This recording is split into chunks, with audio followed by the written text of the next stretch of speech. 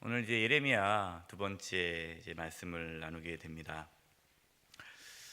예레미야 말씀을 보면요, 이렇게 크게 두 가지로 구분되어 있습니다. 하나는 하나님의 심판이 있기 전에는 하나님의 심판에 대해 선포합니다. 하나님의 심판이 있기 전에 하나님의 심판이 있을 거다라고 선포합니다. 왜 그럴까요? 하나님의 심판이 오기 전에 회개하라고, 하나님의 심판이 오기 전에 돌이키라고 하나님의 심판을 선포하는 거예요. 그럼 이제 하나님의 심판이 임합니다. 돌이키지 않으니까, 회개하지 않으니까. 그러면 하나님의 심판 중에는 무엇을 선포할까요? 하나님의 구원과 회복에 대한 말씀을 선포하십니다. 오늘 우리가 함께 읽었던 예레미야 31장 30장부터 예레미야 30장부터는 하나님의 구원과 회복에 대한 말씀이 나옵니다. 그래서 예레미야는 예레미야서가 이렇게 딱 한 번 다 기록된 것이 아니라 여러 글들이 모아져서 예레미야 한 책을 이루는 거기 때문에요. 이제 30장 나오는 그러한 회복, 하나님의 구원과 회복에 대한 말씀은 바벨론 포로로 끌려간 백성들, 지난번 말씀드렸습니다. 예레미야 선지자는 포로로 끌려가지 않았어요. 남았고요. 포로로 끌려간 이스라엘 백성들, 유다 백성들에게 쓴 편지가 이제 30장부터 나오는 거예요. 그래서 포로 생활하고 있는, 어떠한 소망과 기대감도 없이 그냥 절망 가운데 살아가고 있는 포로 백성들, 유다 백성들에게 하나님의 구원과 회복이 있다라는 말씀을 전하는 것이죠. 그래서 우리가 오늘 함께 읽었던 본문이 그 내용입니다. 오늘 말씀의 제목이 새 언약인데요. 새 언약. 새 언약이 있다는 말은 무슨 언약이 있는 겁니까? 오래된 언약, 옛 언약, 옛 언약이 있는 거고, 그리고 오늘 이제 말씀에 새 언약이 나타나요. 오늘 말씀이 참 중요합니다. 이게 잘 오셨어요. 평상시도 오셔야 되겠지만 오늘 말씀이 구약과 신약을 연결해 주는 말씀이에요. 구약은 예언의 말씀이죠. 그리고 신약은 성취의 말씀이에요. 그냥 쉽게 단순화하기는 어렵지만 그냥 단순화시킨다면 구약은 예언이고 신약은 성취입니다. 그럼 도대체 무엇을 예언하고 무엇이 성취되는 걸까요? 새 언약이에요. 새 언약. 그러니까 새 언약에 대한 예언을 하시고 하나님께서 또 신약, 예수님께서 오심으로 이 새 언약이 성취된 것입니다. 그래서 오늘 본문 말씀이 그 핵심인 거예요. 그래서 예레미야 오늘 31장 오늘 본문 말씀이 아주 중요한 말씀입니다. 이제 하나하나 보도록 하겠습니다. 첫 번째, 죄가 새겨져 있는 마음의 문제. 첫 번째예요. 죄가 새겨져 있는 마음의 문제. 죄가 어디에 새겨져 있다는 겁니까? 마음에 새겨졌다는 겁니다. 자, 그럼 1번. 죄는 어디에서 나오며 죄인의 모습은 어떤 모습입니까? 먼저 죄는 어디서 나올까요? 예레미야 17장 1절만 먼저 읽어보겠습니다. 시작. 유다의 죄는 금강석 끝 철필로 기록되되 그들의 마음판과 그들의 제단뿔에 새겨졌거늘. 죄가 어디에 새겨졌어요? 마음판에, 마음. 그 죄는 마음의 문제예요. 그러니까 죄라는 것을 우리가 어떻게 이해를 해야 되느냐? 우리는 보통 죄를 어떻게 생각해요? 행동으로 보죠, 행동. 그래서 어떤 사람이 죄를 지으면, 그러니까 그 말은 죄에 대한 행동, 어떠한 범죄, 이렇게 행동을 가지고 죄라고 얘기하잖아요. 근데 하나님은 어떻게 보십니까? 죄가 어디서 나오는 거예요? 마음에서부터 나온다는 마음. 그러니까 죄를 안 져도 그 말은 그 세상 사람들의 관점으로 바라봤을 때 행동으로 옮기지 않아도 이미 죄는 어디서 붙어 있어요? 마음에 자리 잡고 있는 거예요. 마음에 가득한 것이 행동으로 나오는 거예요. 그래서 하나님은 이 죄가 단순히 눈에 보이는 행동 때문에 죄인이다 말하는 것이 아니라 죄가 마음으로부터 나오기 때문에 인간은 죄인이다라고 얘기하는 겁니다. 이것이 참 중요해요. 죄가 마음으로부터 나온다. 5절에는요 죄인의 모습을 말씀해주고 있습니다. 5절 같이 한번 읽어보겠습니다. 시작. 여호와께서 이와 같이 말씀하시니라. 무릇 사람을 믿으며 육신으로 그의 힘을 삼고 마음이 여호와께서 떠난 그 사람은 저주를 받을 것이라. 자, 저주를 받는다라는 것은 심판을 받는 겁니다. 성경에서 저주다 그러면 하나님의 심판을 뜻해요. 누가 하나님의 심판을 받습니까? 죄인이 하나님의 심판을 받아요. 그러면은 5절에서는 누가 죄인이냐, 죄인의 모습은 어떤 모습이냐, 세 가지에 대해서 나오죠. 5절 말씀을 보면요, 첫 번째 죄인의 모습은 첫 번째 뭐죠? 무릇 사람을 믿으며. 누구를 믿어야 돼요? 하나님 믿어야 돼요. 저와 여러분은 하나님을 믿을 수 있기를 바랍니다. 여러분 사람 믿으면 안 돼요? 늘 얘기하잖아요. 사람은 믿음의 대상입니까? 사랑의 대상입니까? 네, 사랑의 대상입니다. 당신이 그럴 줄 몰랐다. 어떻게 그럴 수가 있냐? 그런 말을 하면 안 돼요. 그럴 줄 알아야죠. 왜 몰랐습니까? 알아야죠. 사람은 믿을 수가 없어요. 그래가지고 여러분 또 오늘 말씀 듣고 의심의 눈초리로 늘 옆에 사람을 쳐다보라는 얘기는 아닙니다. 사랑하라는 거예요. 사랑. 믿는 것이 아니에요. 믿는다라는 것은 의지하는 거잖아요. 그러니까 사람을 의지하지 말아라. 돈 많은 사람, 권력 있는 사람, 나를 잘 아는 사람, 우리가 어떤 어려움이 딱 생기면 어떻게 합니까? 날 도와줄 사람들을 막 찾아요. 물론 여러분 그것이 나쁜 건 아닙니다. 하나님은 또 사람을 통해서 일을 하시니까. 그러나 중요한 것은 내가 어떠한 사람의 도움을 거부할 필요는 없어요. 어떤 사람은 나는 하나님만 의지할 거야 해가지고 누가 도와준다고 해도 막 거절해줘. 거절했더니 나중에 하나님께 따졌더니 내가 그 사람을 보냈는데 너는 왜 자꾸만 거절하냐. 하나님의 사람을 통해서 일할 수는 있으세요. 그러나 똑같이 우리가 어떠한 사람의 도움을 받아도 마음의 중심에 그 사람을 의지하는 사람이 있고 하나님이 그 사람을 나에게 보내줬다 생각하고 하나님을 의지하는 사람이 있다는 거예요. 우리는 하나님만을 의지해야 됩니다. 죄인은 하나님을 의지하지 않고 하나님 믿지 않고 사람을 믿어요. 두 번째, 죄인의 모습은 뭐죠? 육신으로 그의 힘을 삼고. 그러니까 자신의 힘을 의지하는 거예요. 제가 그동안 배웠던 학문들, 또 기술, 경험, 경력, 자기가 갖고 있는 돈, 자기 어떠한 여러 가지 인맥, 이렇게 육신으로 그의 힘을 삼고. 하나님이 우리의 힘이어야 되는데 자기를 이렇게 힘으로 삼는 거예요. 세 번째는요, 마음이 여호와께서 떠난 그 사람. 마음이 여기 나오죠. 마음이 중요한데 마음이 하나님께로 떠난 자가 죄인이에요. 그러면은요, 하나님께서 보시기에 의인은요, 늘 마음 가운데 하나님의 생각이 있는 거죠. 늘 하나님을 생각하는 거예요. 요즘에 제가 이제 우리 교육관 앞에 산수유가 이렇게 있어요. 산수유가 노랗게 이제 올라오더라고요.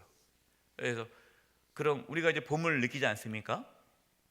봄을 느낄 때 꽃봉오리가 올라오는 걸 보고 새싹이 올라오는 걸 볼 때 이쁘다 이것이 아니라 하나님 정말 예쁘네요. 역시 하나님은 너무 멋지신 분이십니다.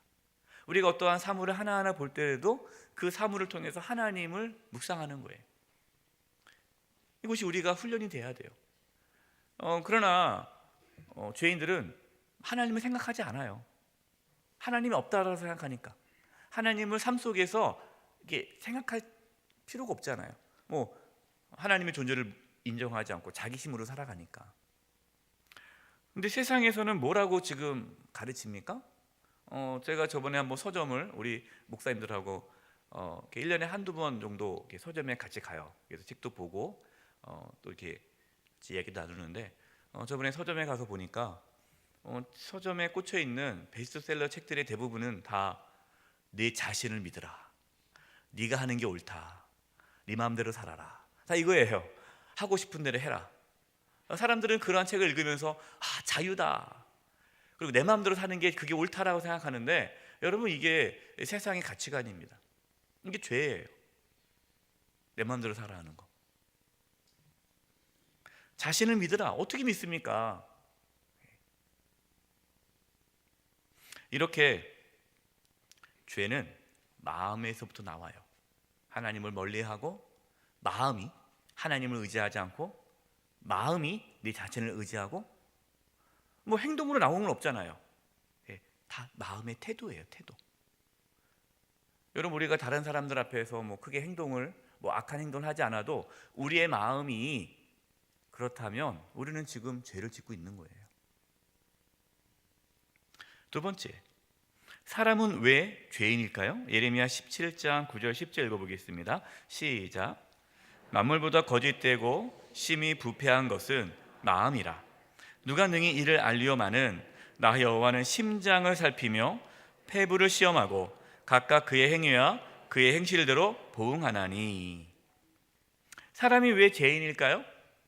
죄를 지어서 죄인일까요? 아니요. 죄를 짓지 않아도 죄인이에요. 왜요? 죄인이니까 죄인이에요. 죄인이니까 죄인이에요. 그 마음이 부패해 있어요. 제가 전도하다 보면 이제 그런 분들이 있어요. 나는 죄를 진 적이 없다.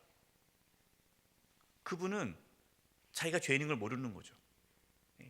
근데 사람은 마음이 부패해 있어요. 그러니까 이미 마음이 부패했기 때문에 그 자체가 죄인이에요. 그래서 우리가 자꾸만 이 죄에 대해서 죄를 행동으로 자꾸만 생각하다 보니까 회개합시다. 그러니까 회개할 게 없는 거예요. 내가 누구 잘못한 것도 없는데 무슨 회개를 하지? 그래서 우리가 하나님 앞에 내가 죄인입니다 라고 고백하는 것은요, 내가 뭐 누굴 괴롭혀가지고 누굴 때려가지고 뭐 나쁜 짓을 해서 내가 죄인입니다 회개하는 게 아닙니다. 본질적으로 내가 죄인인 거예요. 내가 그냥 죄인인 거예요. 내 존재가, 나라는 사람이 죽을 수밖에 없는 죄인이라는 것이 깨닫게 되는 거예요. 그럼 이게 우리가 죄인인 이유예요. 그냥 죄인이기 때문에 죄인인 거예요. 마음이 부패했습니다. 그러니까 죄라는 것은 마음으로부터 나오는 거예요. 그래서 마음이 부패했기 때문에 죄인인 거예요. 여기는 뭐 제가 지면 관계상 쓰진 않았어요. 로마서 3장 10절 12절에 이런 말씀이 있잖아요. 제가 읽어드릴게요. 의인은 없나니 하나도 없으며 깨닫는 자도 없고 하나님을 찾는 자도 없고 다 치우쳐 함께 무익하게 되고 선을 행하는 자는 없나니 하나도 없도다. 이게 인간의 모습이에요. 의인은 없어요. 의인은. 그러면 저와 여러분은 누구였습니까? 3번. 나는 누구였습니까? 에베소 2장 3절 읽어보겠습니다. 시작. 전에는 우리도 다 그 가운데서 우리 육체의 욕심을 따라 지내며 육체와 마음에 원하는 것을 하여 다른 이들과 같이 본질상 진노의 자녀이었더니. 저와 여러분은 전에 누구였습니까? 본질상 진노의 자녀. 하나님의 진노의 자녀. 그러니까 죄인이라는 거죠. 본질상. 우리가 본질이 원래 태생이 죄인이에요. 그래서요, 사람은요 원래 태생적으로요 자기가 하고 싶은 대로 살고 싶어져요. 자기 하고 싶은 대로 합니다. 내 마음대로 사는 거예요. 그래서 여러분 사춘기 아이들이 크면서 부모님께 반항하잖아요. 여러분, 그게 인간의 원래 본성이에요. 그전에는 엄마 아빠 말 잘 듣다가 그 다음부터 뭐 하고 싶은 거예요? 내 마음대로 살고 싶은 거예요. 내 마음대로. 자아가 생기는 거예요. 자아라는 것은 자기 마음대로 살고 싶은 거거든요. 근데 예수를 믿는다는 것은 우리의 자아를 예수님께 굴복하는 거예요. 그게 신앙이거든요. 그러니까 거슬려야 돼요. 예. 우리의 본성을 거스르는 겁니다.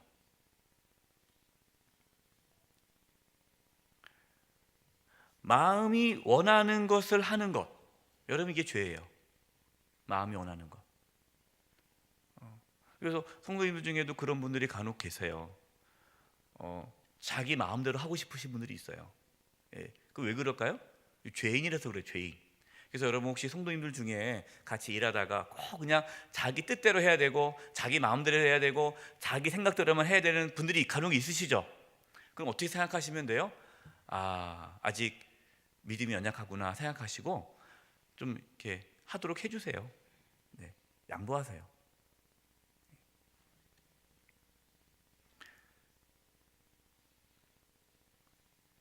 왜 이스라엘 백성들이 계속해서 악을 행할까요? 하나님께서 율법도 주시고 하나님께 선지자도 보내주시고 계속해서 하나님께 돌아오라 했는데 이스라엘 백성들이 계속해서 악을 행하잖아요. 이스라엘 백성들이 왜 악을 계속해서 행할까요? 뭐 때문에? 마음이 부패해져서. 마음의 문제라는 거, 마음이. 하나님께서 옛 언약, 하나님께서 율법을 주셨어요. 율법. 너 자꾸만 이렇게 살면 안 된다. 내 말에 순종하면 복을 받고 내 말에 순종하지 않으면 화를 입을 것이다. 그 말씀을 계속해요. 그런데 알아요. 그 말씀을 아는데도 자기 마음대로 살아가요. 왜 그럴까요?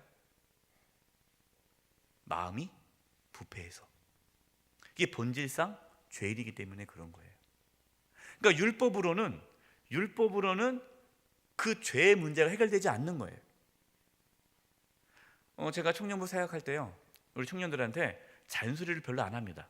뭐 술 먹지 말아라, 뭐 담배 피지 말아라, 뭐 하지 말아라, 뭐 예배 시간 늦지 말아라, 뭐 예배 시간에 잠자지 말아라, 떠들지 말아라, 핸드폰 보지 마, 뭐 얘기 별로 안 했어요. 왜 안 할까요? 해도 안 고쳐져요. 그게 됩니까? 예. 그게 율법이거든요. 이거 해라, 이거 하지 말아라, 이걸 안 돼요. 왜? 마음이 부패했기 때문에, 마음이 하나님께 돌아서지 않았기 때문에 행동은 자기 마음대로 살아가는 거예요. 계속 잔소리하면요, 이제 뭐라고 말합니까? 예, 잔소리 듣고 싶지 않다고 교회를 가는 거예요. 하나님이 지금 새 언약을 주시는 이유가 뭡니까? 새 언약. 옛 언약으로는 안 된다라는 거예요. 그걸 아신 거죠? 옛 언약으로, 율법으로 안 되는 거예요. 그래서 새 언약을 주시겠다라는 겁니다. 이제 두 번째, 하나님이 내주하시는 마음에 대한 약속입니다. 자, 1번, 하나님은 어떤 약속을 하십니까? 예레미야 24장 7절입니다. 시작. 내가 여호와인 줄 아는 마음을 그들에게 주어서 그들이 전심으로 내게 돌아오게 하리니 그들은 내 백성이 되겠고 나는 그들의 하나님이 되리라. 아멘. 자, 여기서 하나님께서 놀라운 약속을 하십니다. 이 약속이 계속 또 새 언약에서 나오는데, 내가 여호와인 줄 아는 무엇을요? 마음을 주신다는 거예요. 마음을 주신다는 거, 마음을. 그전에는 하나님을 몰랐다는 거예요. 하나님이 누군지도 몰랐고 관심도 없고 그냥 자기 마음대로 살았어요. 자기가 하고 싶은 대로. 그런데 하나님께서 이제 백성들에게 하나님을 아는, 하나님이 여호와인 줄을 아는 그 마음을 주신다. 그리고 그들이 어떻게 해요? 전심으로 내게 돌아오게 하리니. 전심이 뭡니까? 온 마음이잖아요. 온 마음. 그러니까 그전에는 그냥 몸만 왔어요. 예배당에 이렇게 몸만 왔는데 이제는 하나님께서 마음을 주신다는 거, 마음. 하나님의 관심은 마음이잖아요. 우리 중심이잖아요. 예. 하나님은 우리를 다 살펴보십니다. 우리의 마음을 보세요. 우리가 그냥 눈에 보이는 행동으로 하나님을 기쁘게 할 수 없어요. 우리의 마음이 어떠냐가 중요하죠. 그래서 하나님께서 그 마음을 주신다는 거예요. 그래서 하나님께서 마음을 주시는데, 전심으로 하나님께 돌아오는 마음을 주시는데 마음의 변화를 일으키시는 거죠. 그래서 그들은 내 백성이 되겠고 나는 그들의 하나님이 되리라. 그들이 착하게 살아서 하나님의 말씀에 순종해서 하나님의 백성이 되는 게 아닙니다. 하나님께서 그들에게 하나님을 아는 마음을 주시는 거예요. 그들에게 하나님께 돌아오는 마음을 주시는 거예요. 하나님께서 마음의 변화를 일으키신다는 거예요. 마음이 변화야 뭐가 바뀝니까? 행동이 바뀌어요. 여러분, 아무리 얘기해도요, 사람은 안 변합니다. 근데 뭐가 변하면 사람이 변해요? 마음이 변하면 사람이 변해요. 마음이 변해요. 그래서 제가 청년 사역할 때 청년들의 마음이 변하니까 그들의 삶이 변하는 거예요. 청년뿐만 아닙니다. 성도님들도, 우리 어르신들도. 저는 오카노 목사님께서는 50세 이상은 제자 훈련할 필요 없다 그러세요. 오카노 목사님. 왜냐하면은 50세 이상은 안 변한다는 거예요. 아무리 성경 공부를 해도. 근데 저는 그렇지 않다고 봐요. 저는 70 넘어가고 80 넘어가신 분들도 하나님 말씀을 배우시는 가운데 그 마음이 변화되고 삶이 변화되는 분들 많이 봤거든요. 하나님께서 마음을 바꾸시면요, 우리의 삶은 바뀌어지는 거예요. 그것이 새 언약이에요. 이 두 번째입니다. 하나님이 주신 새 언약은 무엇입니까? 오늘 아주 중요한 아주 본론적인 내용이에요. 깨어나시기 바랍니다. 네. 하나님이 주신 새 언약은 무엇입니까? 예레미야 31장 31절, 아주 중요한 말씀. 우리 31절 같이 읽어보겠습니다. 시작. 여호와의 말씀이니라. 보라, 날이 이르리니 내가 이스라엘 집과 유다 집에 무엇을? 새 언약을 맺으리라. 새 언약을 맺으리라. 네. 그럼 새 언약이 뭐냐? 33절이에요. 그러나 그날 후에 내가 이스라엘 집과 맺을 언약은 이러하니, 이 새 언약입니다. 곧 내가 나의 법, 하나님의 법, 율법, 하나님 말씀이죠. 그 말씀을 어디에요? 그들의 속에 두며. 속이 뭡니까? 마음이에요, 마음. 그들은 율법을 어디다가 줬어요? 그 전에 옛 언약은 돌판, 십계명 돌판에 뒀잖아요. 돌판에 썼단 말이에요. 돌판 서서 줬는데 이제는 새 언약은 하나님이 그 말씀을 어디에다 둔다고요? 마음에 둔다는 거예요. 자, 그 다음에 그들의 마음에 기록하여, 하나님의 말씀을 마음에 기록하여 나는 그들의 하나님이 되고 그들은 내 백성이 될 것이라 여호와의 말씀이니라. 여러분, 이것이 새 언약이에요. 자, 그러면 새 언약에 대해서 이제 정리해 보겠습니다. 새 언약은 첫 번째로 하나님이 주도하시는 거예요. 하나님이 주도. 뭡니까? 내가 새 언약을 맺으리라. 그냥 하나님께서 하신 거예요. 뭐 거래가 아닙니다. 그래서 서로 주고받는 이거를 쌍방 언약이라고 그러고, 하나님은 새 언약은 일방적인 언약이죠. 그냥 하나님이 주도하시는 거예요. 그다음에 하나님의 법을, 하나님의 말씀을 마음에 기록하신다. 마음에 두시는 거예요. 그 말은 뭐예요? 우리의 마음을 변화시키시는 거예요. 마음을 만드시는 거예요. 마음을. 그리고 세 번째는 그들은 내 백성이 될 것이라. 나는 그들의 하나님이 되고 그들은 내 백성이 될 것이다. 이게 뭡니까? 이것이 하나님의 나라가 이루어지는 거죠.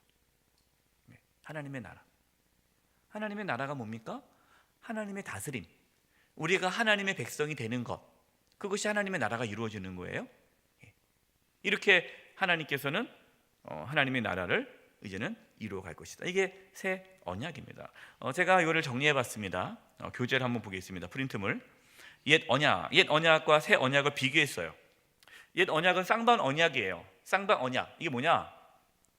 하나님 말씀에 순종하면 복을 받고 하나님 말씀에 불순종하면 화를 입어요. 이건 쌍방 언약이에요. 예. 그러나 새 언약은 일방, 그냥 하나님께서 지금 이스라엘 백성들은 어디가 있어요? 바벨론 포로 생활하고 있잖아요. 포로 생활하고 있는데 뭐 그들이 뭐 회개를 했습니까? 뭐 했습니까? 아무것도 안 하고 그냥 죄인으로 지금 심판받고 있어요. 근데 하나님께서 그냥 일방적으로 새 언약을 맺겠다 하시는 거예요. 이게 은혜죠, 은혜. 옛 언약은 하나님의 보호하심입니다. 이게 뭐냐면 우리가 하나님 말씀에 순종하면 하나님께서 보호해 주시는 거예요. 순종하지 않으면 화를 입는 거예요. 그러나 새 언약에서는요, 하나님의 용서하심이 나오죠. 용서가. 옛 언약은 행동이 중요해요. 뭐 했냐 안 했냐. 그런데 새 언약은 존재, being. 옛 언약은 doing이면 새 언약은 being인데 우리의 존재, 그러니까 우리 마음, 이게 중심인 거죠. 옛 언약은 율법입니다. 율법. 그러나 새 언약은 복음이죠. 옛 언약은 하나님께서 모세를 통해서 주어졌어요. 그러나 새 언약은 누구를 통해서 성취하십니까? 예수님을 통해 성취되는 거예요. 옛 언약은 신의 산의 돌판, 그 돌판에다가 말씀을 기록했는데 이 새 언약은요, 성령님께서 내 마음 가운데 오시는 거예요. 이게 새 언약이에요. 그래서 우리가 예수님을 믿으면 마음의 변화를 받죠. 그리고 하나님의 뜻대로 살아가고 싶은 마음이 생기지 않습니까? 이것이 새 언약의 성취예요. 사람은요, 예수님을 안 믿으면 절대 안 변합니다. 교회 생활 아무리 열심히 해도요, 그걸로 안 변해요. 성경 공부요, 아무리 많이 해도요, 안 변합니다. 그러나 예수님을 믿으면 변화가 시작돼요. 왜? 새 언약이기 때문이에요.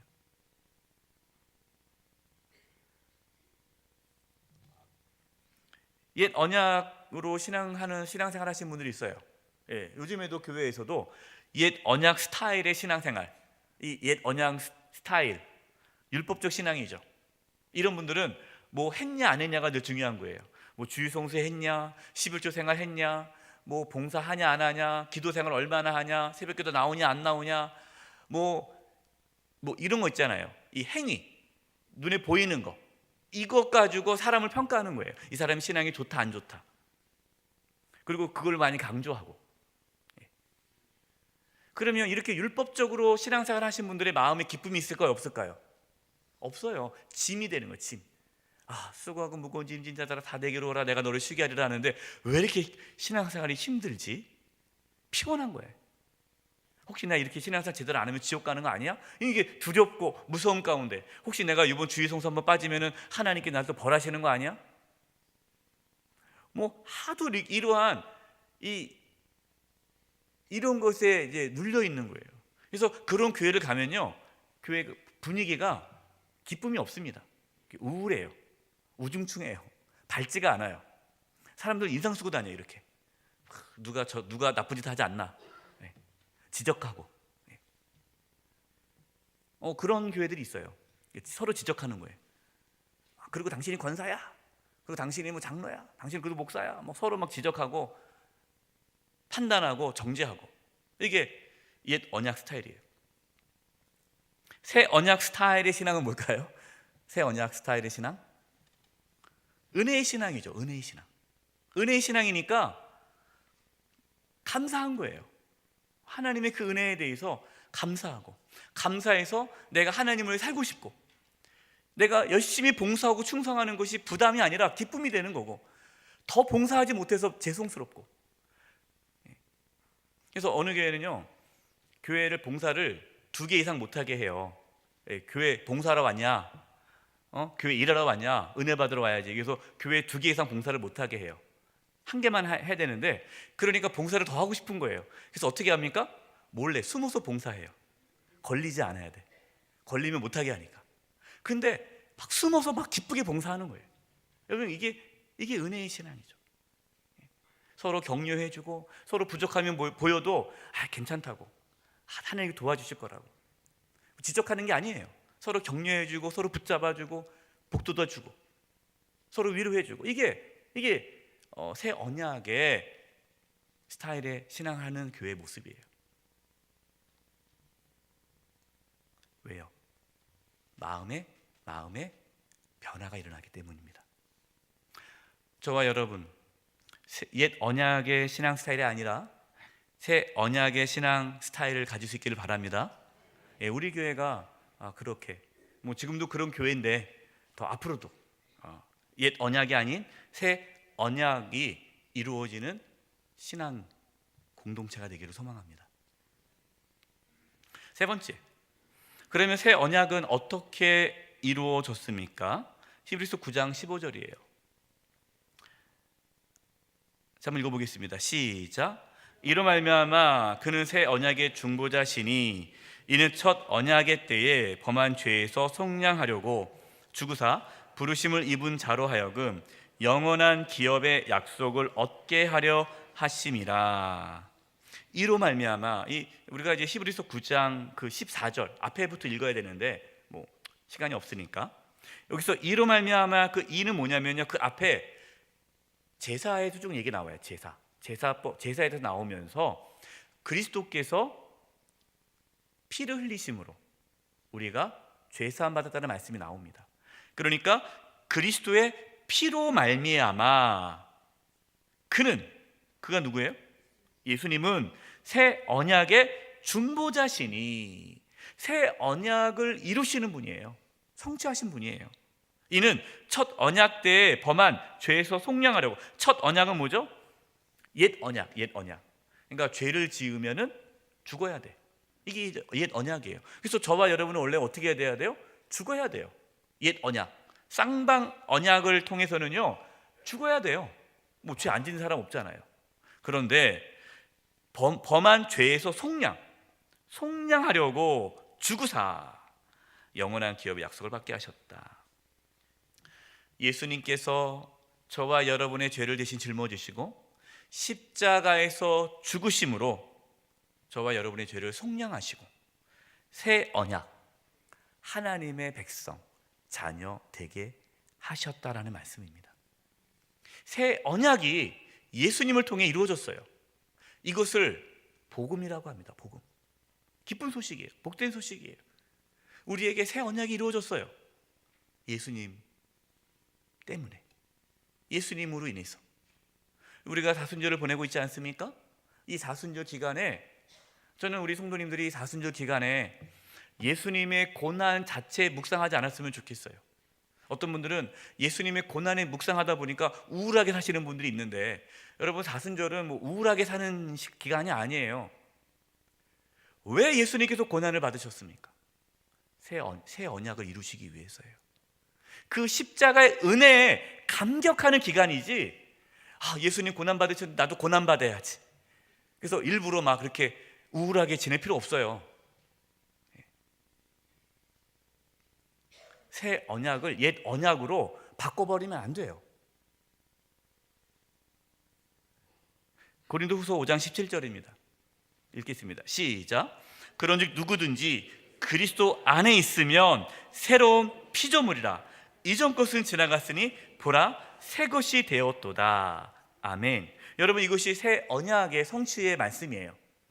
누구든지예요. 그리스도 안에 있으면, 예수님을 믿으면 새로운 피조물이라. 새로운 피조물. 뭐가 바뀐 거예요? 우리의 마음이 바뀐 거예요. 새로운 피조물이에요. 존재가 바뀐 거예요.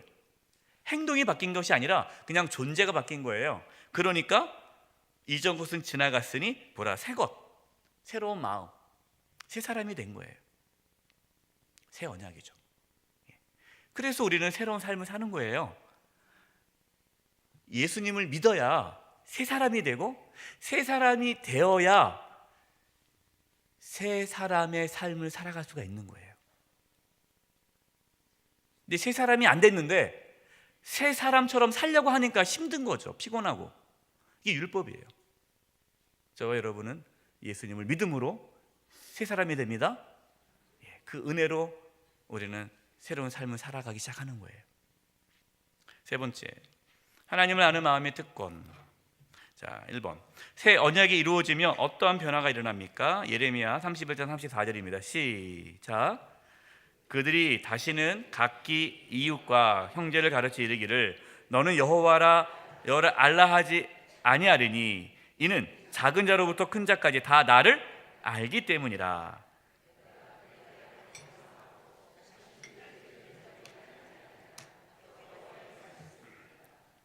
아멘. 작은 자로부터 큰 자까지 다 누구를요? 하나님을 알기 때문이라. 그러니까 여호와를 알라 하지 아니하리니, 왜? 이미 이 새 언약이 성취되면 하나님을 알게 돼요. 그래서 이 알다라는 단어가 중요하죠. 여러분, 이 알다라는 것은 지식적인 알미 아니라 경험적인 알미입니다.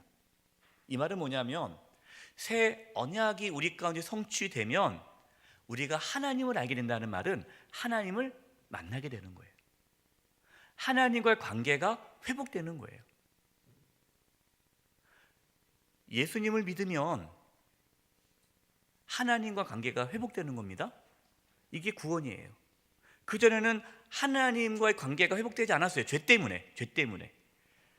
근데 새 언약으로 인해서 예수님을 믿음으로 새 언약이 성취되면 우리가 하나님과 관계가 회복되기 때문에 하나님과 교제할 수 있는 거고 하나님과 만날 수 있게 되는 거고 하나님을 더 깊이 알아가는 거죠.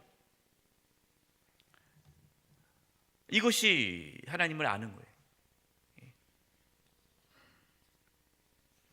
그래서 새 언약이 이루어지면 우리는 하나님과 교제하고 만나고 동행하는 삶을 사는 거예요.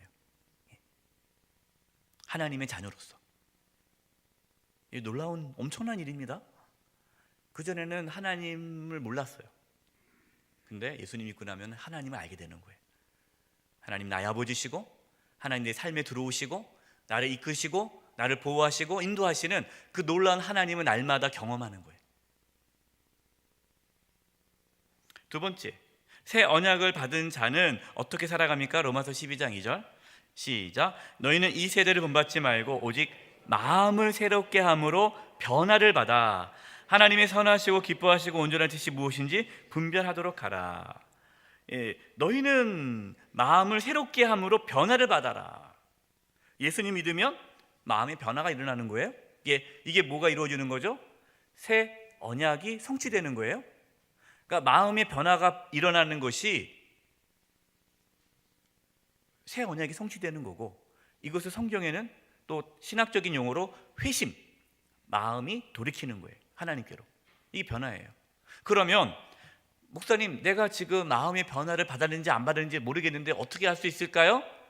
그 알 수 있는 근거는 뭐냐면요, 내가 마음의 변화를 받으면 하나님을 기쁘시게 하고 싶다라는 마음이 생겨요. 그전에는 하나님을 기쁘시게 한다는 관심이 없었어요. 오로지 내가 관심이에요. 나를 기쁘게 하는 거예요. 그러니까 신앙생활도 교회 생활도 나를 기쁘게 하는 거예요. 나. 근데 예수님 믿으면, 마음의 변화를 받으면 하나님을 기쁘게 하는 거예요. 그게 바뀌어요. 야, 이것이 하나님께서 기쁘실까 안 기쁘실까? 그전에는 내가 기쁠까 안 기쁠까? 이게 완전히 바뀝니다. 근데 성도님들 중에는요, 아주 여전히 나를 기쁘게 하려는 분들이 있어요. 자신을. 모든 삶에 모든 선택하는 것이 자기가 중심이에요. 그 정직하게 말씀을 드리면 예수님 안 믿을 수도 있어요. 그분은. 그래서 여러분 스스로 자가 진단하셔야 돼요. 나는 나를 기쁘게 하고 싶은가, 하나님을 기쁘게 하고 싶은가? 생각이 변하고요, 가치관이 변하고요. 그렇기 때문에 뭐가 변해요? 삶이 변하는 거예요. 예수 믿는 똑같이 돈이 내 삶의 가치고, 세상 사람들도 똑같이 세상의 어떠한 성공과 욕망 거기에 사로잡혀 있다면 그분은 아직 예수는 안 믿는 거예요. 오해하지 마세요. 우리가 변화된 삶을 살아야 구원받는 것은 아니고요, 구원받으면 변화된 삶을 살기 시작한다는 거예요. 세 번째, 하나님께서 주신 마음, 변화된 마음을 지키기 위해 어떻게 해야 합니까? 디모데전서 6장 3절과 5절 제가 읽을게요. 누구든지 다른 교훈을 하며 바른 말, 곧 우리 주 예수 그리스도의 말씀과 경건에 대해 관한 교훈을 따르지 아니하면, 그러니까 누구든지 하나님의 말씀을 거부하고 하나님의 말씀을 듣지 않고 하나님의 말씀을 따르지 않으면 어떻게 됩니까? 4절, 그는 교만하여 아무것도 알지 못하고 변론과 언쟁을 좋아하는 자니 이로써 투기와 분쟁과 비방과 악한 생각이 나며 5절 마음이 어떻게 되고요? 부패하여지고 진리를 잃어버려 경건의 이익을 방도로 생각하는 자들이 다툼이 일어나느니라. 하나님께서 우리가 예수님 믿으면요 우리의 마음을 변화시키십니다. 그럼 저와 여러분은 어떻게 해야 됩니까? 그 변화된 마음을 지켜야 돼요. 그리고 그 마음을 가꿔야 돼요. 방법이 뭡니까? 하나님의 말씀이라는 거예요. 말씀. 우리가 하나님의 말씀을 들음으로 이 시간 하나님의 말씀 듣지 않습니까? 여러분 수요사경에 왜 나오셨어요? 말씀 들으러 나온 거잖아요. 하나님께 예배하기 위해 기도하고 찬양하고 이러한 말씀을 통해서 우리의 마음이 다시금 하나님 앞에 굴복하게 되고 돌이키는 거예요. 마음이 다시 새로워지고 마음이 말씀으로 인해서 내 마음이 다시금 하나님 앞에 바로 서게 되는 거예요. 그래서 유명한 말씀이죠. 시편 여기는 없습니다. 시편 119편 11절에 내가 주께 범죄하지 아니하려 하여 주의 말씀을 어디에? 내 마음에 두었나이다. 말씀이 사라지면 우리의 마음은 부패하기 시작합니다. 끝까지. 그래서 제가 우리 70세 이상 되신 성도님들 성경 공부 꼭 참석하라고 말씀하신 이유가 나이와 상관없어요. 아무 나이 많으면 뭐합니까? 사람은 원래 마음이 악해요. 그래서 우리는 계속해서 하나님 앞에서는 그날까지 하나님 말씀으로 우리의 마음을 계속해서 지켜나가야 돼요.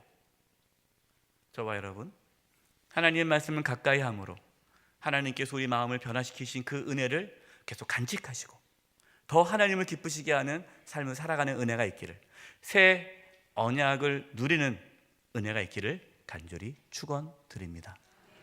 기도하겠습니다. 하나님 아버지, 저희들에게 새 언약을 이루어 주심을 감사합니다.